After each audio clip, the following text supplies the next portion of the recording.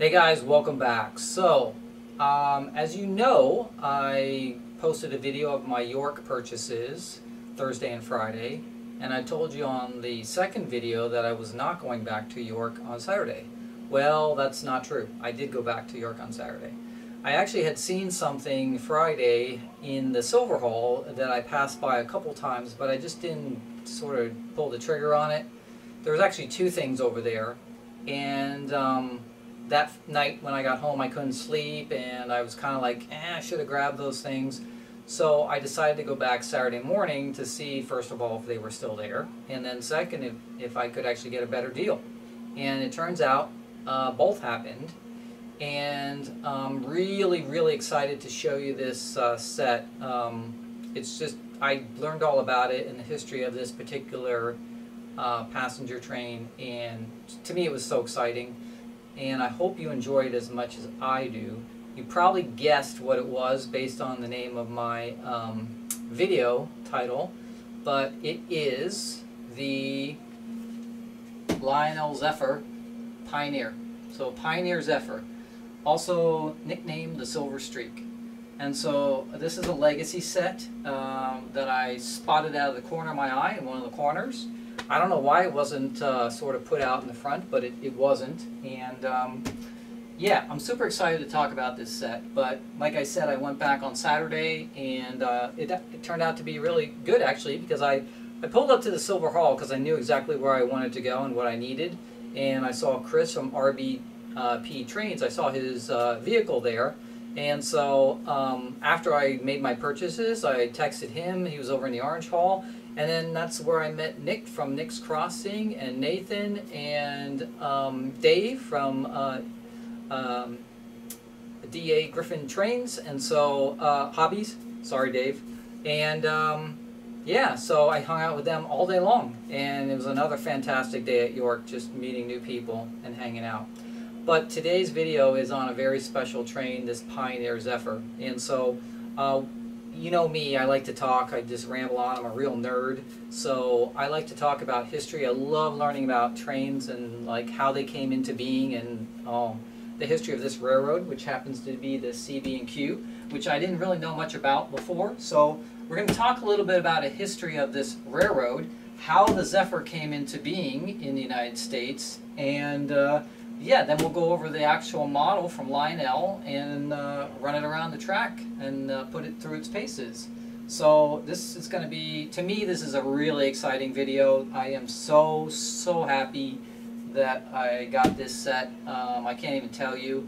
I love these types of trains that are sort of on the cutting edge of future for their time, and yeah, we're going to have a lot of fun. So let's get started. Okay, so before we get into the actual train itself, let's talk about the railroad, because I didn't know this. I had to like do some research on it. I've seen CB&Q on rolling stock before. I didn't really know what it was, and so it stands for Chicago, Burlington, and Quincy Railroad, which I'm sure all of you guys know. But it was most famously known as the Burlington route. So mostly in the Midwestern United States, Colorado, Illinois, Iowa, Missouri, Nebraska, and it had its primary sort of connections between Chicago, Minneapolis, St. Paul, St. Louis, and Kansas City and Denver. And they had a nickname for it. It was called the Way West, or the Way of the Zephyrs, when the Zephyrs did come along. But yeah, it's a pretty neat rail line, and let's take a look just so you can kind of get an idea on a map kind of where. Okay, so here it is. You can see it's mostly concentrated in the Midwestern US here. It went through like Colorado, Illinois, Iowa, Missouri, Nebraska, Wisconsin, Wyoming, had a route down in Texas, but you can see here it jumps up here, comes down through you know, Wyoming, Colorado. It actually goes a little bit across New Mexico here, and then down through Texas. So but you see its main portion is right here in the center of the US. So really interesting to learn about this CB&Q railroad, the Burlington route as it was called, or the Way West, and just another piece of history, or information I should say, in railroading that to me is super interesting. So another great thing that I learned about this from getting this model. Okay, so how did this passenger train come into existence? So you have to remember, this is in the 30s, right? We're in the Great Depression at this point, and train service has dropped off considerably, obviously. And the railroads were looking for more efficient, cheaper trains to operate and to sort of pull people back into passenger train service. So the president of the CB&Q Railroad, Ralph Budd at the time, was looking for a more efficient, like, high-speed train to replace all the steam-powered heavy equipment they had. And this was actually made by the Budd Company. Now, it's a different Budd than Ralph Budd, who was the president of the railroad. But the Budd Company actually is the one that made this train. And they made it out of a much lighter and stronger material, stainless steel. And that had this natural silver appearance to it. Didn't corrode. They wouldn't have to paint it, to protect it from the weather and things like that. So the Budd Company built this train, and it was the first diesel-powered train set in the United States. And they built it in 1934. It consisted of like this front power car, and then about 30 feet into it there was a RPO, Railway Post Office car. And then the second car in the set was a baggage, buffet, and partial coach car in the back. And then the last car was a coach and observation car. And again, they were made of stainless steel. They were permanently articulated together with this thing called Jacob's Bogeys. Now, this was really interesting. I had no idea what these things were. And when I looked them up and started reading about them, it's so super cool.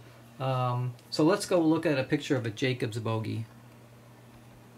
All right, so here's the Jacob's Bogey I was talking about, and this is like so interesting of how they designed this. So in order to save weight on the train, right, because they wanted to make it go as fast as it possibly could and be as efficient, because that was the other thing.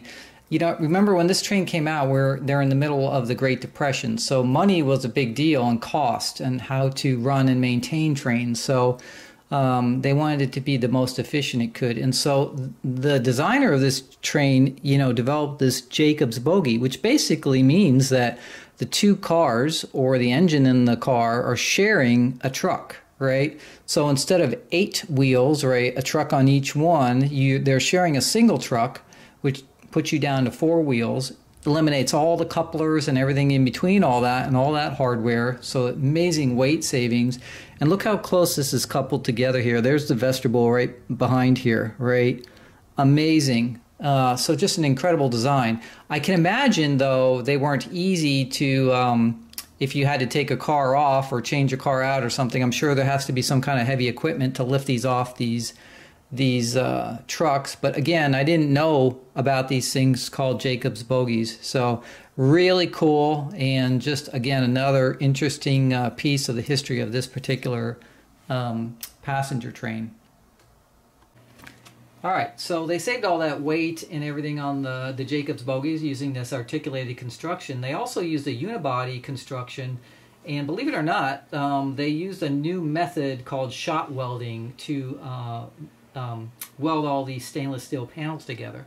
This was actually patented. It's a new way of doing this, and this is what fascinates me about these trains that these sort of forward-thinking people came up with, right? And all the new techniques they developed in the process of making these trains. So this train has just a fantastic history for these types of things.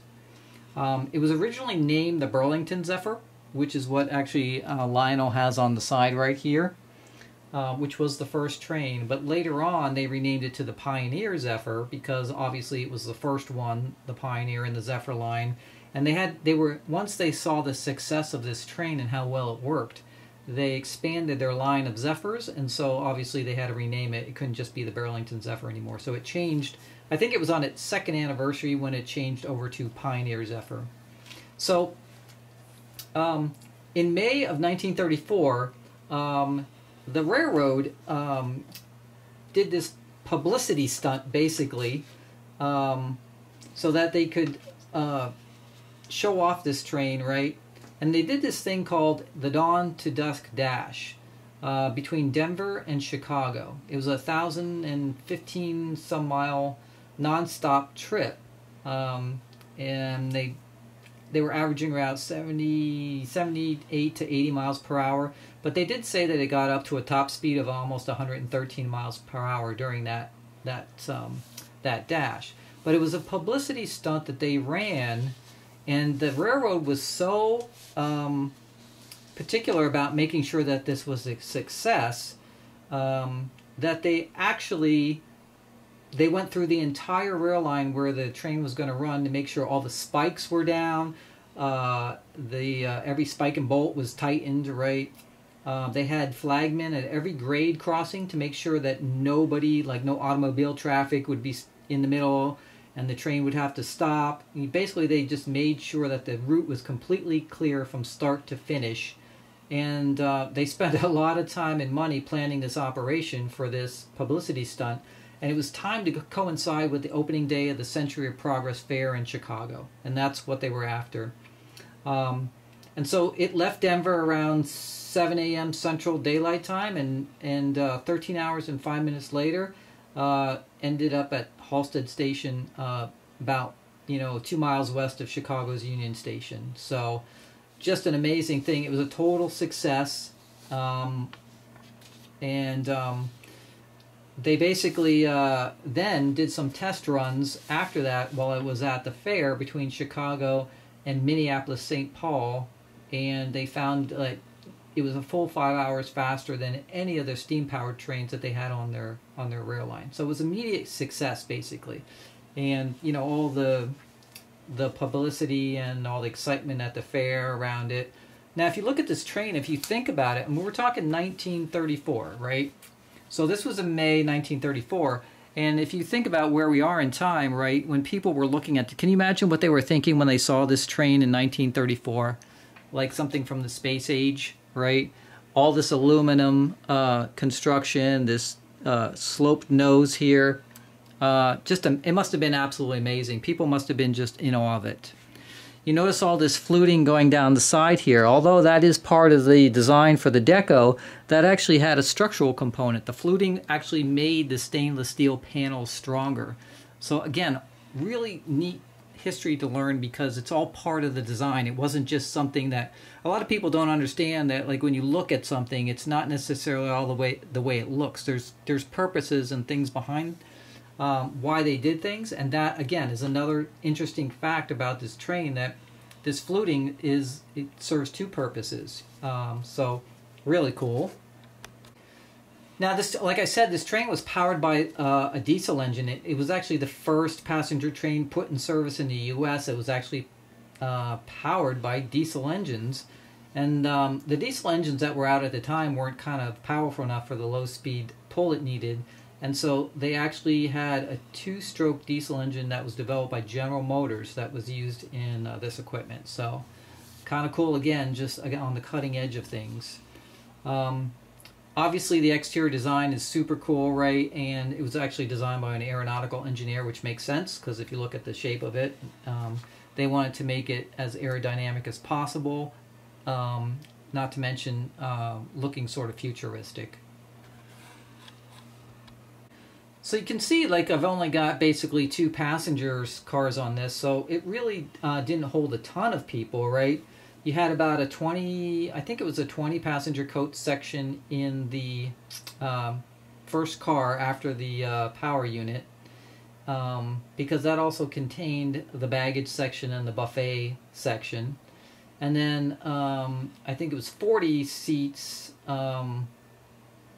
as a half coach and half observation. So 40 passenger seats in the coach and 12 in the observation. So total the train had 72 seats.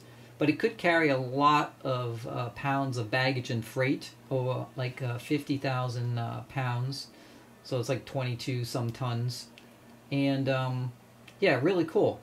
Another thing I found about the train that was super cool to me was it was actually christened the Burlington Zephyr in April of 1934 at the Pennsylvania Railroad Station in Philadelphia, the Broad Street Station, which I've been to many times.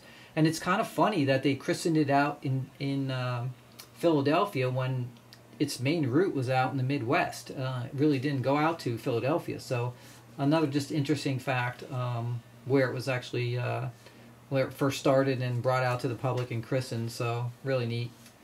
Yeah, and the other thing about it was it got this nickname called the Silver Streak. So how did it get that? So the Silver Streak term was coined based on a 1934 movie called The Silver Streak, which was inspired by that dawn to dusk dash that the train had taken. And so after that, the press and everybody else, it just got this nickname of the Silver Streak because it was exterior shots of it were in the movie. So it's got a couple of names, right? You have originally it was the Burlington Zephyr, then it had to switch to the Pioneer Zephyr, but it was also nicknamed the Silver Streak, that's kind of cool. So this train still exists today.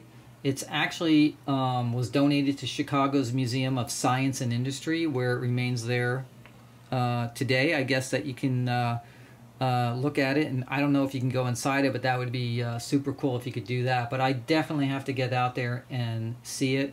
I can imagine what this thing looks like in person, and that's fantastic that they preserve this piece of history, and you can still visit it. So I'm definitely going to get out to Chicago and check that out. Alright, so now that we completed my nerdy side and all the railroad history and everything that goes behind this train, let's talk about the actual Lionel model itself. So this, I think, was in the 2014 catalog, and again, it's the exact replica of the Pioneer, the first train, which is the 9000. So they actually have the correct road numbers on here. They also have the correct numbers on the coach cars and the coach observation here, so all correctly done. This one happens to be Legacy, which I was like really happy about since I'm a Legacy guy. And dual motors. You got the headlights and the classification lights and the rear marker lights, and you've got smoke coming out of 4 stacks here on the front. 1, 2, 3, 4.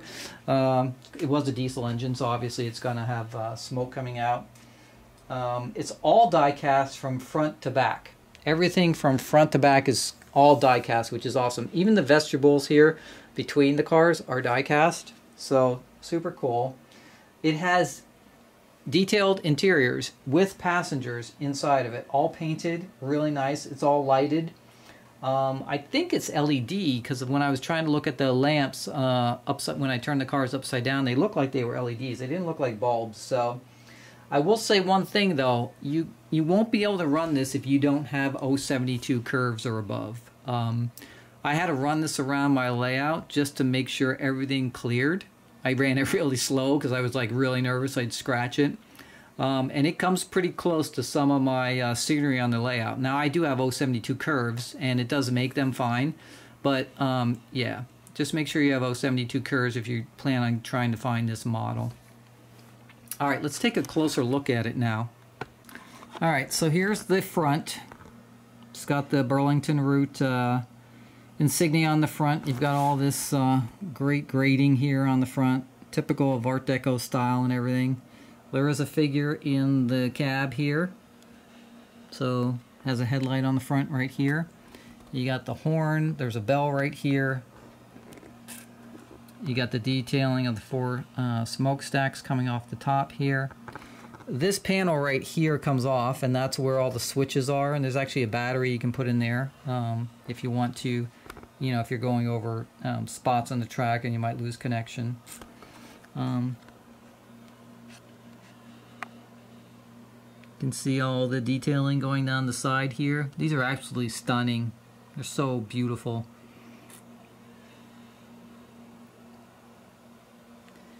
And it has the true articulating Jacob's bogies in between it. And these do articulate, and it has the vegetables in between here.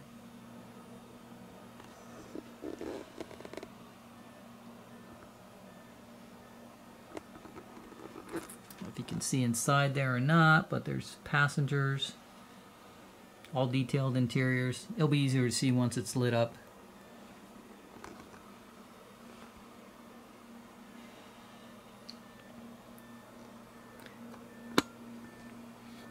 And even this part here is all die cast, even though it's painted, it's still all die cast. And there is the famous Pioneer Zephyr on the back.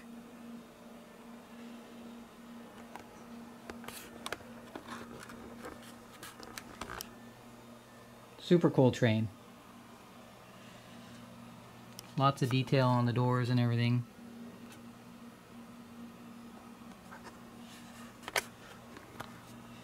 Alright, so we already have it all programmed and we got smoke fluid in it and we did all that. You've seen me program Legacy remotes before.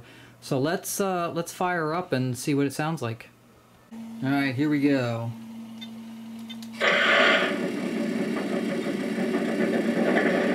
So you got the sounds of the diesel starting up.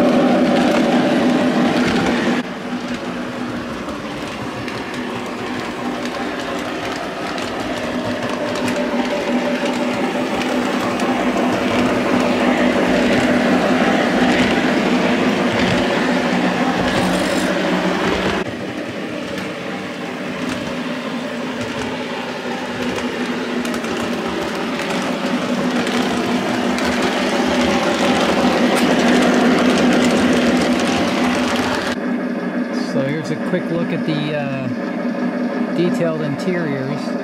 Lots of colors too. So that's the observation section right there. Here's the passenger section.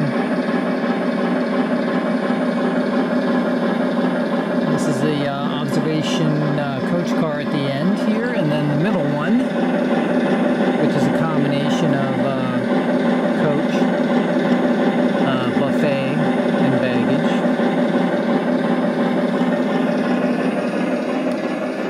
The diesel sounds on this thing are amazing, and the horn is incredible.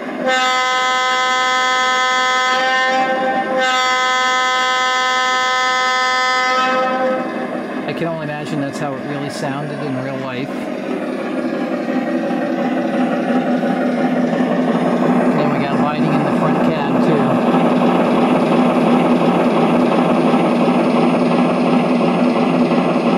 And we'll do a shutdown sequence here.